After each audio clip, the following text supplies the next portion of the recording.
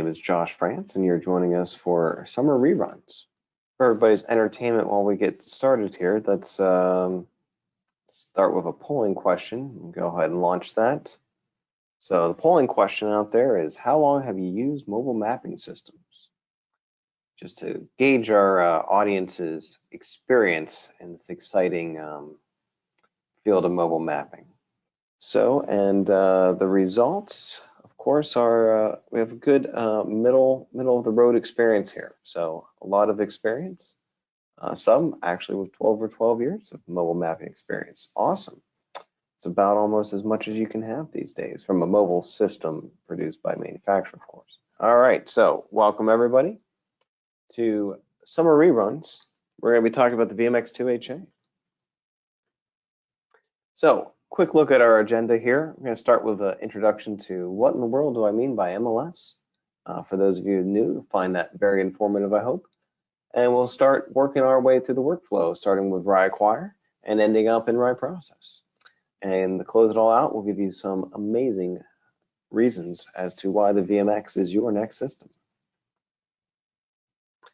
So, MLS, what do we mean by this? So we're talking about a ground-based system. First and foremost, we're talking about a vehicle. It can be a car, it could be a train, it could be a truck, it could be a side-by-side, could be some other type of vehicle. And really the main requirements for a mobile mapping system, which is what MLS stands for, mobile laser scanning, is that it has a trajectory that's produced by an INS GPS system of some type. That means it has both a GPS antenna and an IMU, and it produces a trajectory. So it's that path that you see there, and so the IMU is accounting for the motion between the GPS updates, and it's plotted along, and then the laser data sort of gets hung off a bit like a clothesline, I like to say. And so that's a general definition of MLS. So we're talking about ground-based vehicles. So here we go with RIEGL's mobile lineup. So I want to make sure I mention all the different types of mobile systems before I get into our main event of talking about just the VMX-2HA in greater detail. So we'll start with the topic of the hour, the VMX-2HA, followed up by the VMQ-1HA. And this is a single head version of the VMX-2HA that then has the added benefit or challenge, depending how you look at it, of having a swivel mount that has every 15 degrees starting at 0, ending at 45. Oh, I think it goes to 60, I'm sorry. That you can swivel it to and collect data. Then of course you have the challenge of merging the data afterwards, which can be easy and can be challenging, as with all things in life. And of course, our latest entry to this mobile mapping family is the VMY series. This is an example of the VMY2. We also have the VMY1, which was just announced last year, and we've just started delivering those types of systems. So we have a VMY1, a VMY2, a VMQ-1HA, and a VMX-2HA, and of course, last but not least, our VMX rail system, which is a very nice system for railways. So if you're interested in that and getting involved in more permanent mounted solutions, the VMX rail might be right for your next project. So down to business here. So VMX-2HA.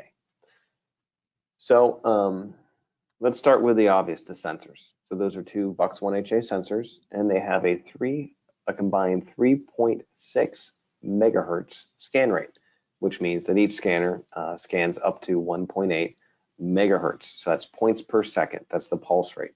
So those are the number of laser shots spread over a 360-degree field of view every second.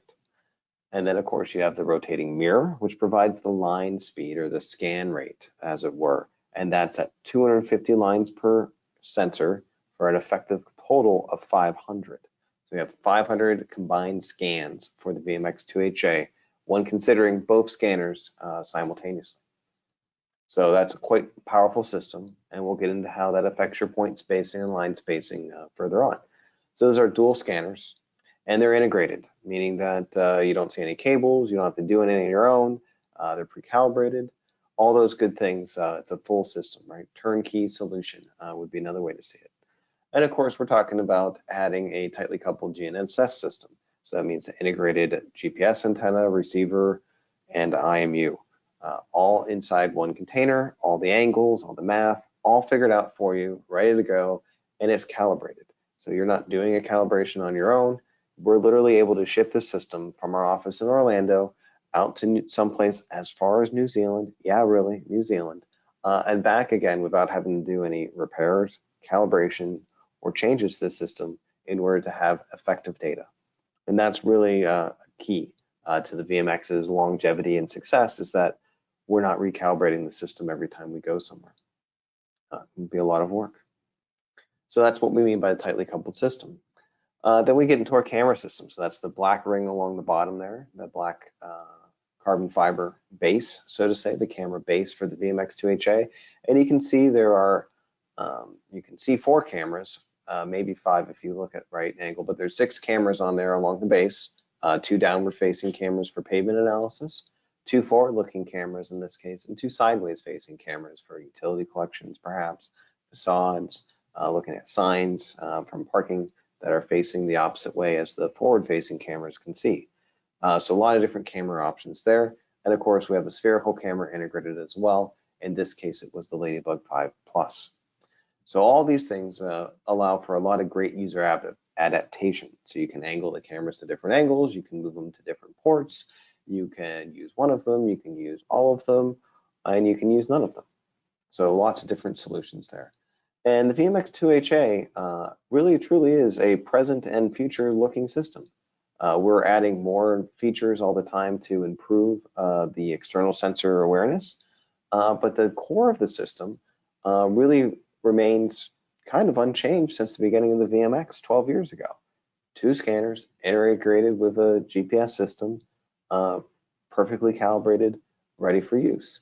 Of course, our lasers have been upgraded over time, but the VMX-1HA sensor, I think, has a lot of legs still on it, especially in its newly upgraded version with the 1.8 megahertz.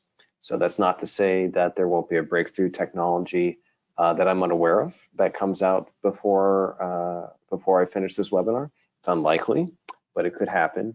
But for the most part, the VMX-2HA is a future-looking system, and certainly is the one of choice that we're designing to when adding additional sensors and considering additional sensors at RIEGL.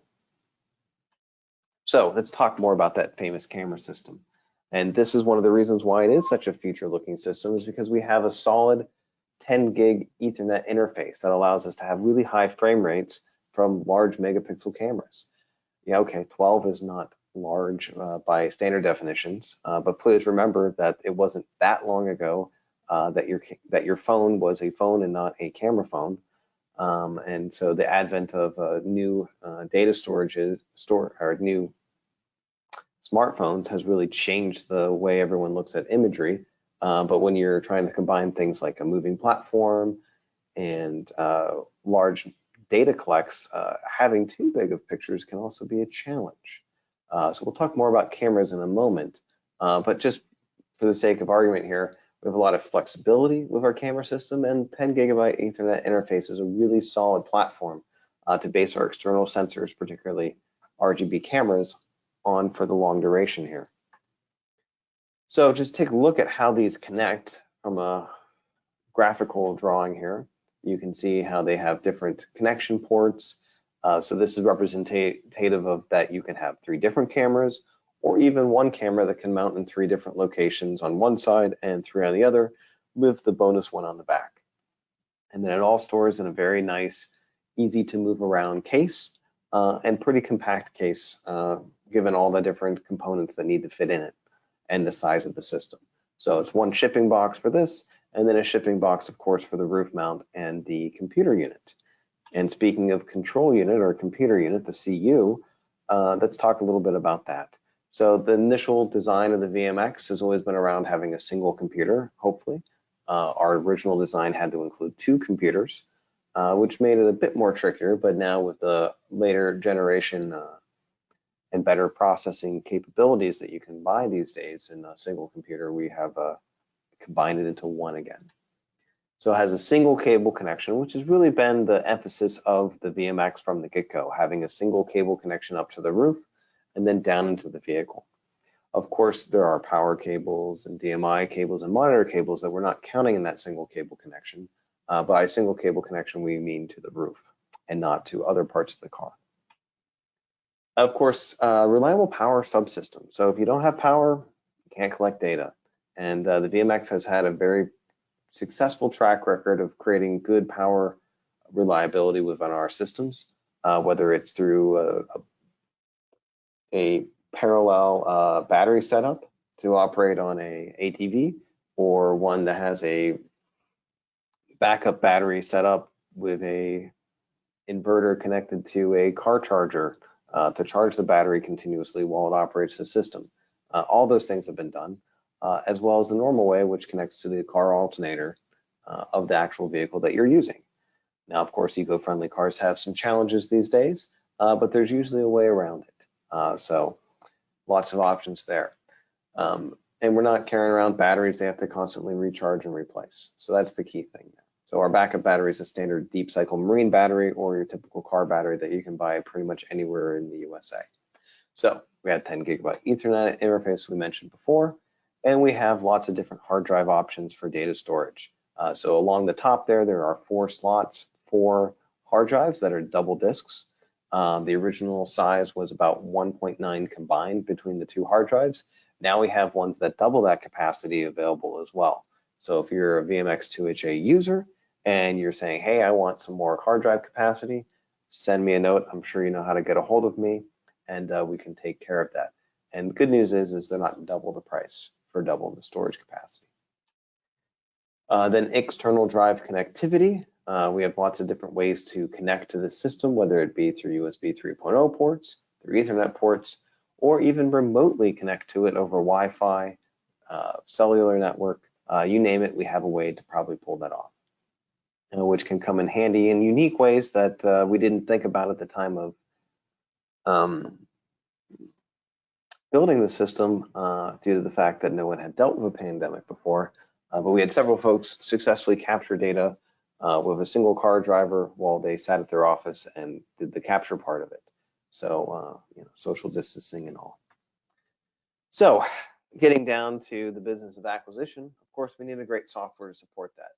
And that's RIEGL. And that software has been a very dynamic component with the VMX series from the beginning, as it was sort of developed in parallel with the expansion of the VMX, or the creation of VMX, I should say, over time. So we're down to one screen to operate all the cameras, all the sensors, everything's there. It's got a visual reference. It's got a map overview. It shows where the camera events are. It shows where you currently are. It shows the scan data that you already collected along with the current one. They kind of fade in and out depending on your settings in RIEGL. And we even do some automatic route naming and logging. We can split files based on file distance, on size of the file, or distance traveled, or a time interval. So lots of different options to really enhance the user experience there and really make it an efficient experience. Let's take a closer look at the operations. You can see a zoomed in look at all the bright buttons are the ones that are currently available for selection. You can go to the scanner with the gear, which obviously is the settings, the world with the gear, which is the GPS settings.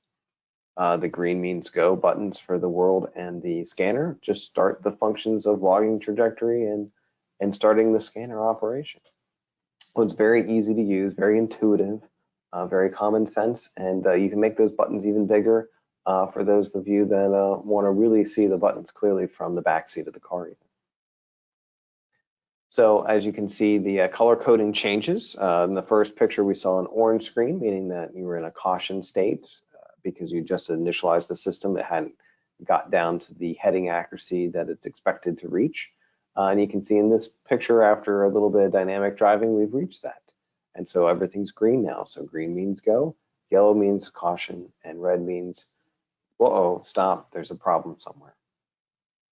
So pretty easy to use. So some of the other tools that you may or may not be familiar with as long-term VMX users or new VMX users, there's a map downloader function in RIEGL where you can download base maps of the area. You can also import maps from a map service like Esri.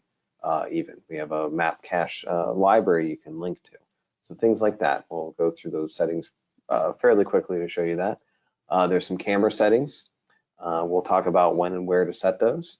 And then there's some further options to enable to make sure that you're doing things like auto logging routes, splitting files, and pausing the system. So I got a short video that I'm going to run through here and skip around in. So this just shows you where you can find all these great tools right in the tools menu.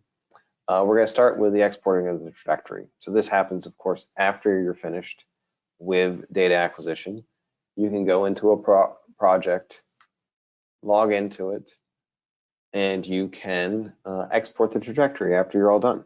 So this could be a way to check to make sure that you covered the area that was planned to be covered.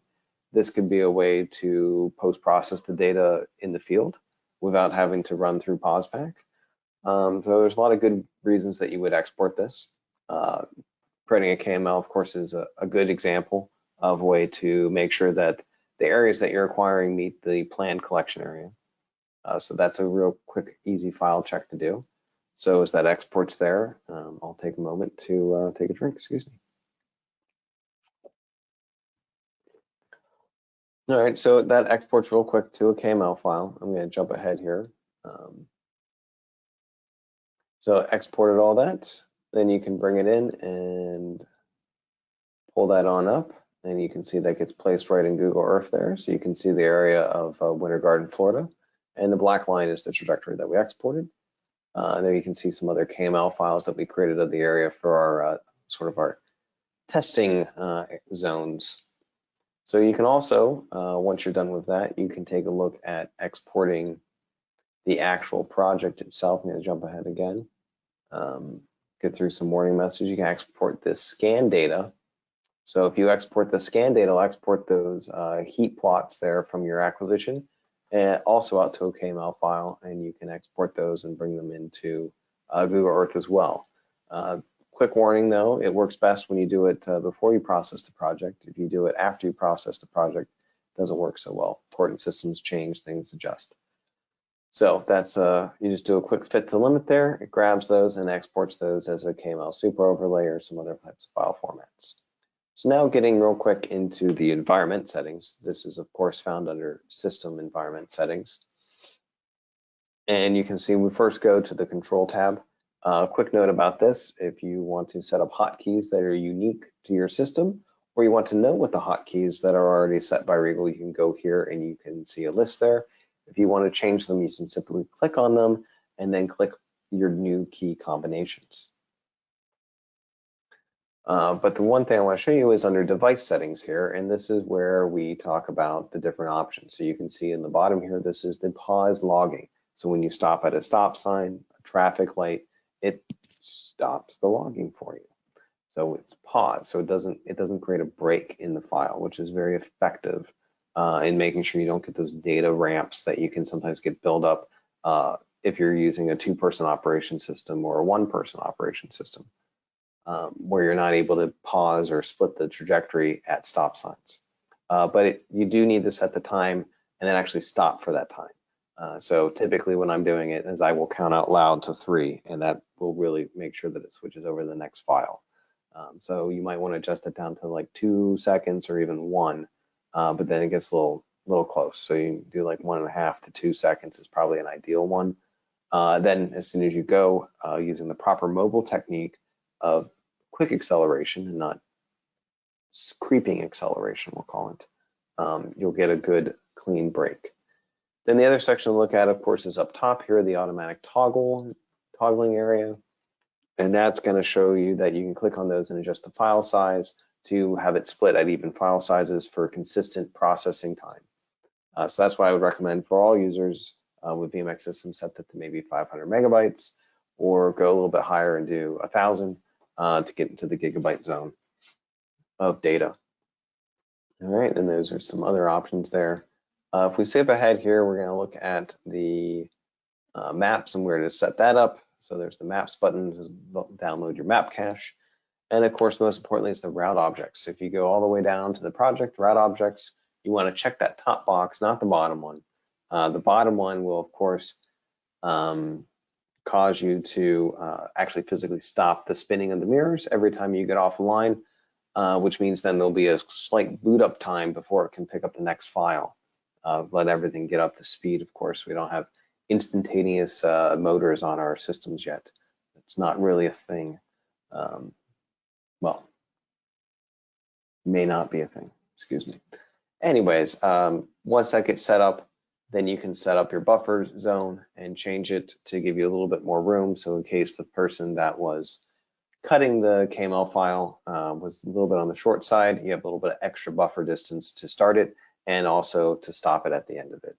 So maybe 30 meters is fine, your choice. But once you have that set up and you have KML files in, they will auto start logging or they will toggle files when they come to a new one. Then if you want it to take up the name of the route object, you just check that mission guidance number box and it will update that. If you don't want it to do it, then please leave it unchecked and it will ignore your KML file names. So that's the brief thing on that.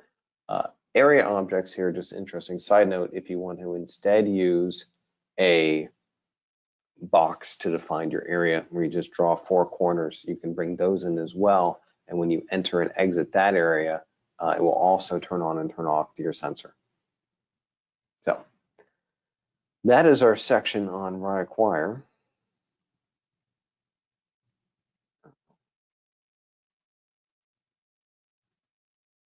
So now we're going to start our imagery discussion. And before we do that, I got a quick polling question here to ask. It's a little bit of a trivia question for you. For those out there, how many cameras could the first VMX-250 support?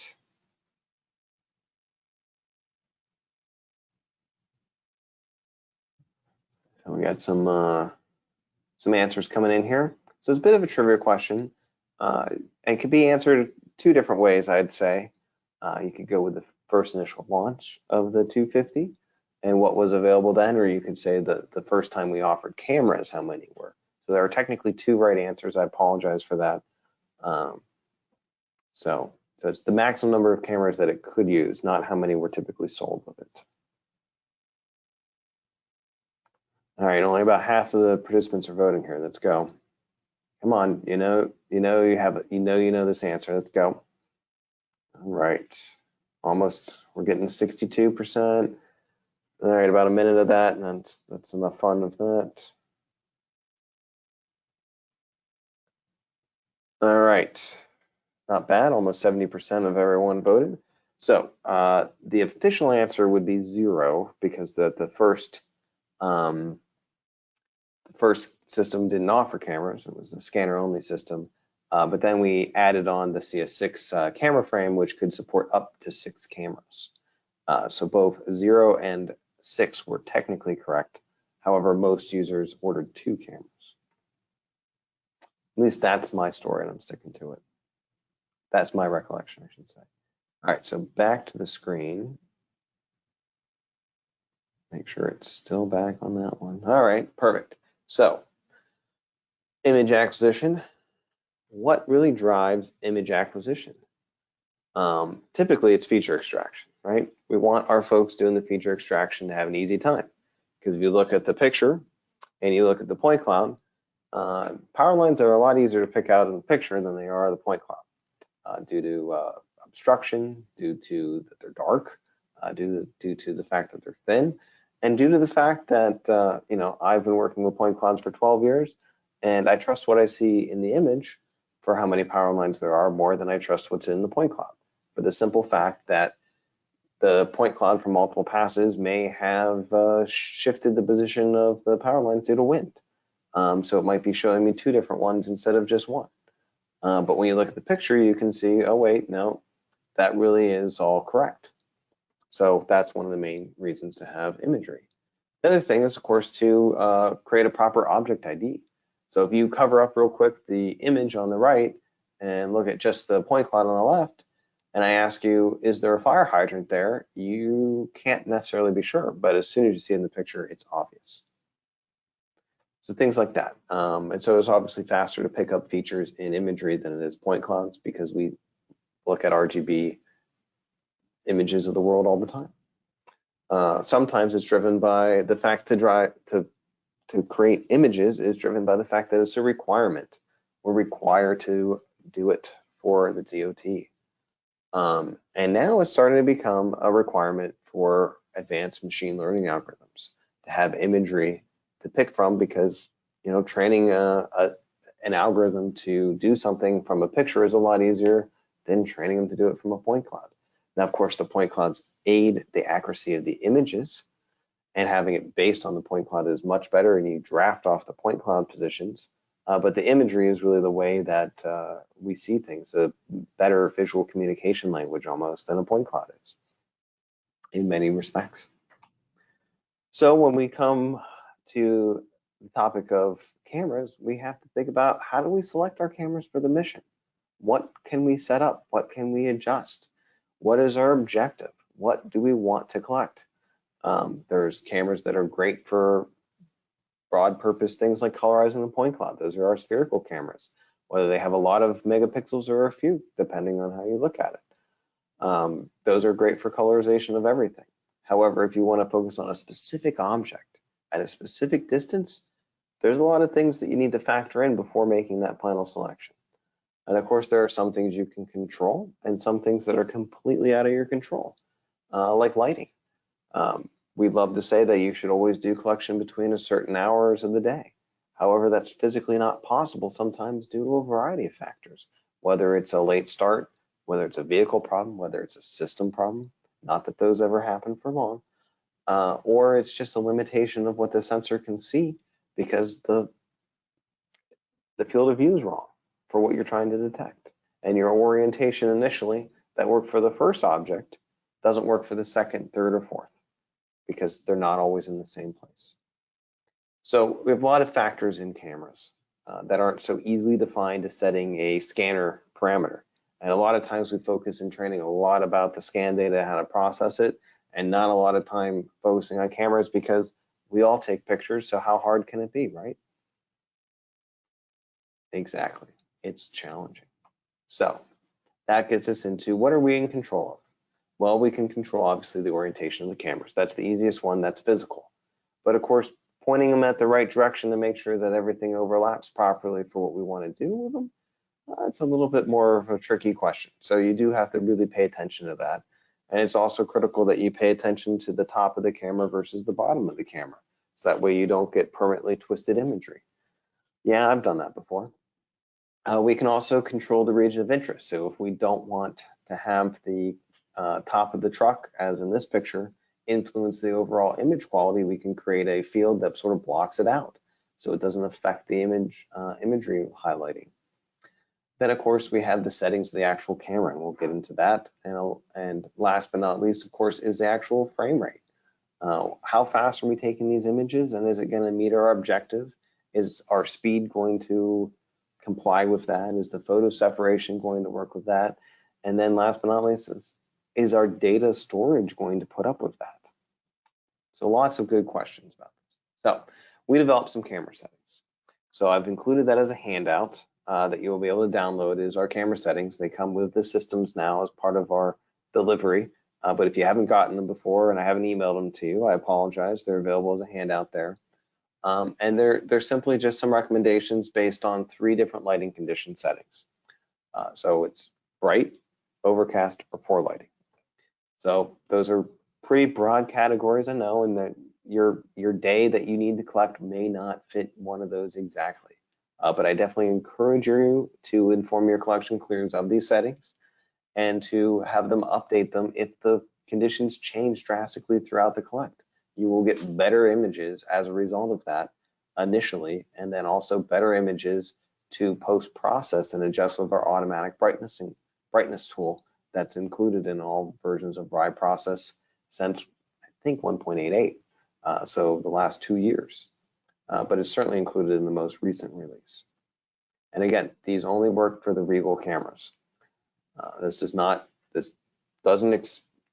expand to the Ladybug camera, the Sony Alpha, the Nikon cameras. This is just related to the RIEGL cameras, the Allied Vision cameras, as you can see here. And you can go into RIEGL and you can see these settings for any of those types of cameras. Okay, so As you can see here, this is where the auto exposure max is set, which is this top directory here. Then we go up to the target and we adjust that to 30. Then we go down to gain and adjust the gain down to 29 in this instance to try to help lower the gain. So as you can see here, if you create these settings and apply them, you can slowly start to improve the settings. And the camera is going to try to do that as well and try to balance that. This example shows that indeed it is awful to try to take an image of an image over a team viewer session of a remote screen. So I do apologize for that. It was the currently available screen capture I could come up with for this presentation. And obviously there's a lot of challenges with artificial lighting and machine vision cameras because they're created and designed to work in the outdoors where you have natural lighting environments. So that brings us to the next topic. And the camera selection is, and the camera use is, how many images are you going to get? And are they actually going to capture what you want it to capture? And what are you going to do with it afterwards? Right? Because if you get 500 gigabytes of data, do you have the storage for it? Can you save it? What are you going to do? So let's talk about some tools that we have to combat that and to plan for it appropriately ahead of time, because that's the key. If you don't plan for it, then you can't work with it afterwards. So this discusses camera data rates. Obviously, I have a spreadsheet that calculates all this. I'm trying to turn it into a more interactive tool. So the first step along that path was to create some graphic tools that could show us in a quick look if you had different velocities or miles per hour there or on the side. So it's from 40 miles per hour all the way up to 70, and it is English units. You can see there exactly how many gigabytes per hour would be created based on a single camera, and then based on a trigger distance. And all these trigger distances conform with the maximum for a 12 megapixel camera being 8 frames per second, down to a minimum of 1. And obviously ones that are, some of them are not there for the higher frame rate, for the higher speeds, because it wouldn't make sense to trigger a camera 1 time a second at 70 miles per hour, obviously. So then we have our 5 megapixel cameras, which have a frame rate capable up to 20 plus in some instances, to give you an idea of how much data that you're going to get. And what the trigger distance is for the pavement cameras, we're going to use the highest frame rate possible to get the best coverage of the pavement. So then the next step in determining, after you get your frame rates figured out and your data size figured out, is, okay, am I really going to see what I want to see from these cameras? So if you're driving at 70 miles per hour and you're using our 12 megapixel cameras and you really need it to have some type of overlap, well, the 16 megapixel camera is looking at the side of about a 10 foot, at an object that's about 10 feet away. You're not creating any overlap here. You're missing a couple feet in between every photo.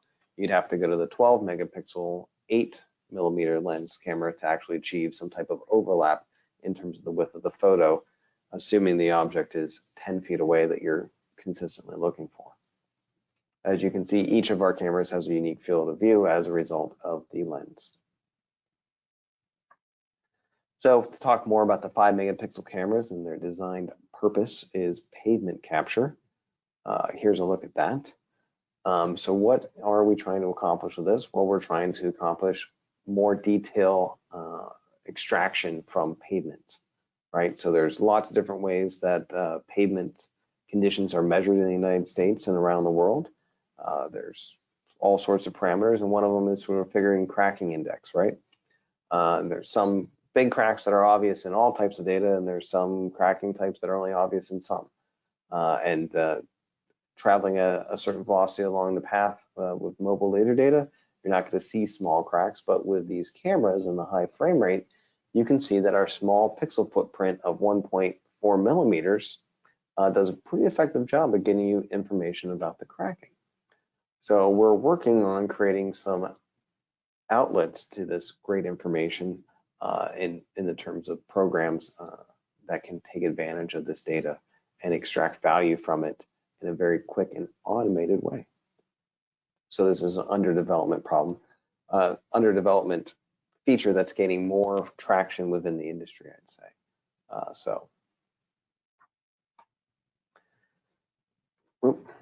Jumped ahead of myself there.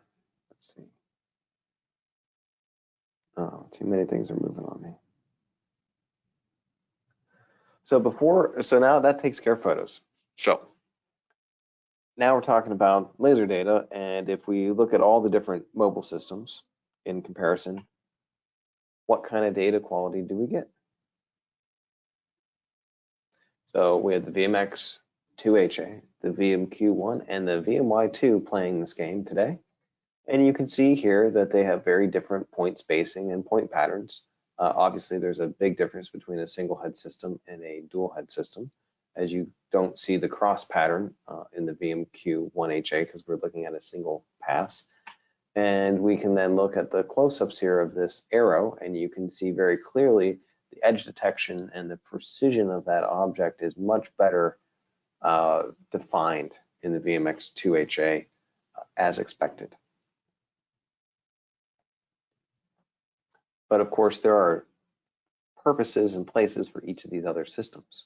So if you're not trying to capture those edge features with the system, but you still want the dual head system, the VMY2 is very effective for doing all the other type of functions that you might want to do, like slope calculations, contour lines, just general purpose scanning to determine heights of things from bridge clearances. The VMQ1HA is really good data for detecting all sorts of things. Just the precision of it in terms of being able to very clearly detect that edge of that arrow isn't as clear on a dual head system as it is on a single head. But of course, you can do it a second pass and bring it in and improve that as well. So each tool has its own place, and this is just a comparison. It is not a definitive comparison of the systems. All right, so we talked about the hardware side, the acquisition side, things to consider, and now let's talk about the workflow. How do we get from putting the system on the car to exporting a colorized point cloud? And we have 9 simple steps. Now, for those of you that have seen me give mobile presentations before, you're probably well aware that I used to say 7, and then I added in extra steps without actually writing them. So I added all the steps in appropriately and got to 9. So, of course, the first one is our acquisition process. I always like to say it's the bookend process where the collection comes in the middle of the static and dynamic sessions with the system. And of course, a very critical component that should never be overlooked, and often is the copying of the data, because that takes time. We do not tend to process data on our acquisition computers for lots of good reasons. Mainly because the system should be out collecting the next project. And the next one, obvious one, would be that reading and writing extra strains on disks can cause problems. So deleting and updating and all that fun stuff is an issue. But we also want to practice good data storage practices, right? There should be policies at every company that on how you're going to copy it, where you're going to save raw data that's unadjusted, untouched, you know, the proverbial virgin data that's never been used before. And then you have the data that you're working with, the ones that you're going to probably work all the way through, and you have that backup data just in case something weird happens. We have really reliable computer technology these days, but at the end of the day, they're still built by people, and silly things happen from time to time. So then we get in the trajectory post-processing, that's using POSPAC, and then we move all the way through the steps to finally number 9, colorization of the data, and then a final export. So we're going to go into some of these steps in more detail, and we'll start with the trajectory. So the key to processing trajectories quickly and efficiently is having all the proper information before you start. Because once you start and get down the road and you find out that you're missing half the information that you need to be successful at processing data, well, that's almost kind of too late, because you're going to waste a lot of time going looking for it, and you might have to go pretty far to find it, perhaps. Make sure you have all your information about your system calibration available to you, just in case the acquisition team didn't update it properly for the post-processing team. It happens, it shouldn't happen, but it can. So double checking that before you start is really important. And then accuracy checks, right? We want to make sure we do a little bit more than just say, hey, the bar on the pause pack says it's perfect. Where else should we check? Well, we should look at the quality of the solution quality. Under the processing mode, there's a solution status graph that gives you some really great detail on what solution methodology was used to find the 90% solution of the data. There's also a great solution graph under the baseline GNSS navigation data that gives you some further analysis that lets you know how many outages between the start of the collection and the end of the collection really occurred, be it from canopy coverage or over or pass, all that good stuff. So go in that more detail on that later or another presentation perhaps. So real quick, we have a 1 through 4 processing steps. It's very intuitive. You can load settings from previous projects. You can save your settings out. You can create batch modes. All can be done with RIEGL. So then we have a pre-alignment QA/QC process. I highly recommend everybody create these 2D plots of the top view of their data and the absolute height difference between all laser data objects, which gives you a real quick look of where the hot spots are, so to say, and where everything's kind of aligning. And this is showing a 6-lane, 6 passes over a 6-lane road, 1 in each lane. So you can see pretty good overall, but not perfect yet. So this is before RIEGL Precision. This is just initial processing. Then of course, inspecting 3D targets can really only be accomplished in 3D data view. Using the profile tool is really fast and easy, and you can get a real quick, clean look at the data. So then we have to add in our control, and we have a lot of automated tools now available to help make this process simpler, whether it's just doing a control plane search or a control point search. We have both of those options. Then you can see here we have 4 different types of control objects that can be picked, and I encourage you to customize your control sizes based on your project speed, area, and the scanner type that you're using. You want to have, somewhere around, I'd say, closer to 50 points per target rather than below that. And I've got a great calculator I'm happy to share with you if you're interested in that. But from my perspective, the best target really is the checkerboard targets, because they're really easy to see, and they're also pretty easy to paint, and they're pretty reliable to detect, even with a sparser point density. So then this brings us to RIEGL Precision.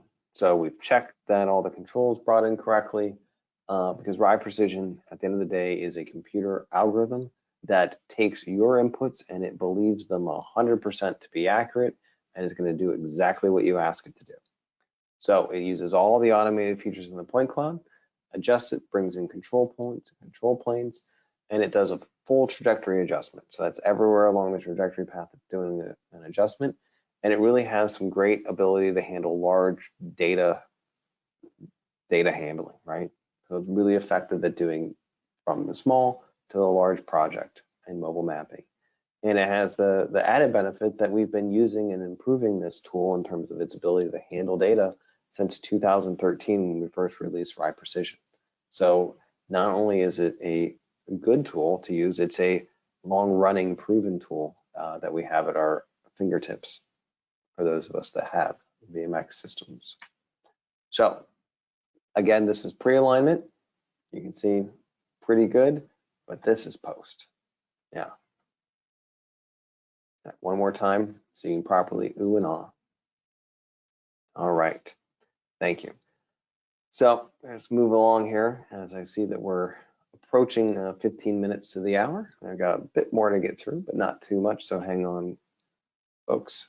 So imagery tools. So as I mentioned before, we have this brightness adjustment tool, and since I've been using our recommended camera settings, I've been getting much better initial results. So it was actually quite challenging for me to find a picture that was really bad, which is good, because that's our goal. Is we don't want really bad images ever collected. We want okay images that we make better through the image brightness adjustment tool. So again, this is a quick checkbox. So there's the before, and here's the after, and it does make it easier to pick out the fence. See, dark fence, can't really see where it is. Now you can see it a bit better. So it's doing it per photo. So every photo has its a histogram stretching done to each individual one and improved. And it all runs in real time. So you check the box, you reopen it, it's there. So those are the imagery tools. Not getting into some of the other steps, but a final thought on data processing, and that is the data throughput, which really affects your productivity, right? So I did a whole presentation about increasing your productivity back a few years ago, and not even a few years ago, a few months ago, excuse me. Time flies. And this is the highlights from the final slide. So what have we done? Well, we've moved to a licensing option that's more flexible for cloud computing era. Not that cloud computing is the cheapest solution on the marketplace, but it's certainly an option for many. And it allows for completely unlimited processing with SNL licensing. So if you can come up with a scenario, I will tell you it will work, because there is no scenario where unlimited licensing doesn't work. It's real unlimited, okay? So software improvements, we've done a lot to improve our workflow, from the data size to the export rate to the colorization to even just the basic post-processing of the data. We've done a lot better job improving that. So we really made it faster, quicker, and we've even lightened the data. Obviously, it still weighs the same. All right, so a quick sample here just to give you an idea of our current processing version, what our last speed test did. I'm not saying we have the most maximized speed computers, or we don't. Average computing capability, you get fairly consistent results, and this scales pretty well. All right, so that's where we are in data throughput. So in honor of it being the 12th year of the VMX, we have pearls of wisdom that we'd like to share with you. These are all thoughts and comments that have been conveyed from our users, many of you that are on this webinar now, so thank you for these, from your various interviews, transcripts, RIEGL webinars, all those great tools that we have available in the common marketing media place, excuse me, in the media, to review. So what are those 12? Well, they're listed right here. I'll let you read them on your own rather than reading them individually. But if you are wondering if your company has yet to provide their amazing pearls of wisdom from 12 years of VMX use, please reach out to me.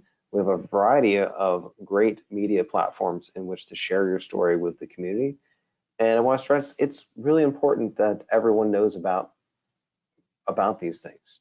Why RIEGL's been a good system of choice, and shares those common experiences, so it better perpetuates mobile mapping.